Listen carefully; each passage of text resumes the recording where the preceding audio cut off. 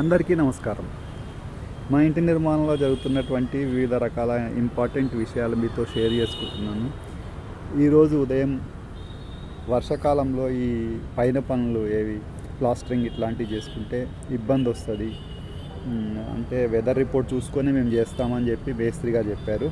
ఇక్కడ చూస్తే స్టార్ట్ చేయంగానే మొత్తం రెయిన్ వచ్చేసింది. వర్షం మూలంగా ఏదైతే ఈరోజు ప్లాస్టరింగ్ చేసిందో దాంట్లో అంతా జారిపోయింది. సిమెంట్ అంతా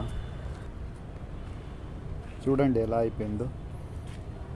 దీంట్లో సమయం వృధా, మెటీరియల్ వృధా.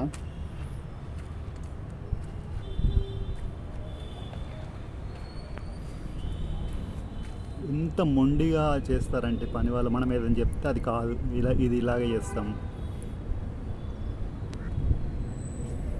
మళ్ళీ దీనిపల్లి కవరింగ్ చేస్తామని చెప్తున్నారు. మెటీరియల్ టైం అంతా వృధా కదండి. మీరేమంటారు? ఇలాంటి సందర్భాల్లో ఇలాంటి జరిగినప్పుడు మీకు ఎలాంటి బాధ అనిపించదా?